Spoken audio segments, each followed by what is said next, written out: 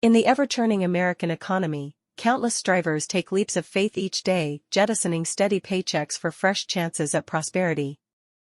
This elemental freedom, to boldly redirect one's career voyage, has long stoked the dynamism that propels innovation and betters our national condition. Yet for a startling number of workers, harnessed by non-compete clauses, that quintessential liberty is revoked.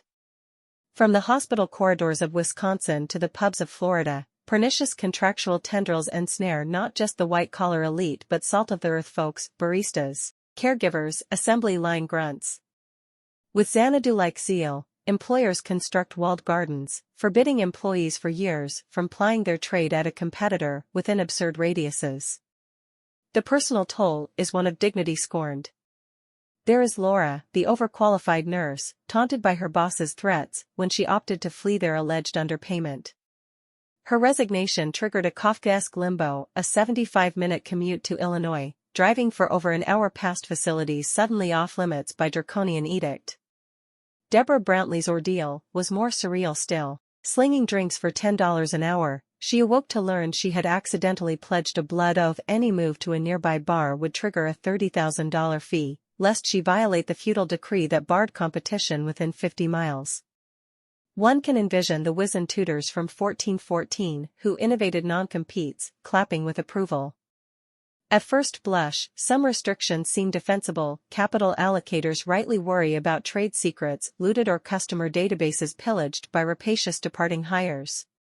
Legitimate boundary setting has its place, but in contravention of their original protective spirit, non-competes have become a gnashing, many-tentacled scourge. The most venal employers exploit the clauses solely to depress wages and hoard labor. Economists from Edinburgh to College Park quantify the corrosive impacts: constricted job switching that crimps income mobility, depressed firm-level efficiency and innovation as talent goes unleveraged.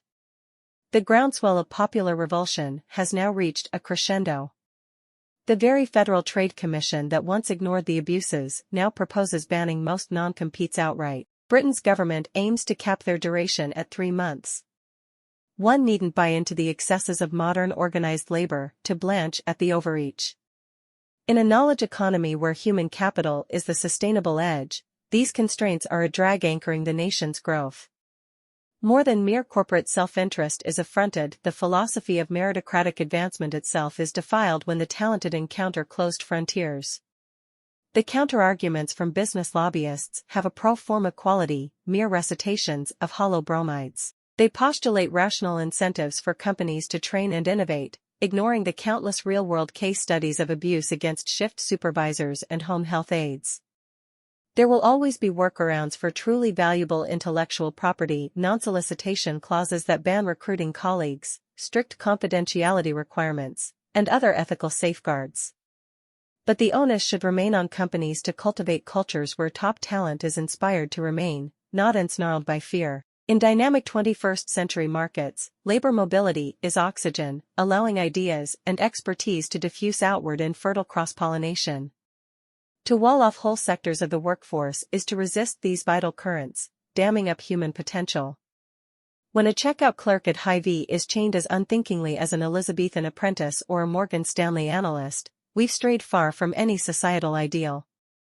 The FTC's urgently needed reset can partially unwind this scourge, but only a deeper reckoning where employers rekindle faith in their value propositions rather than uneven legal advantages can ultimately restore the unbound worker's sacred right to strive.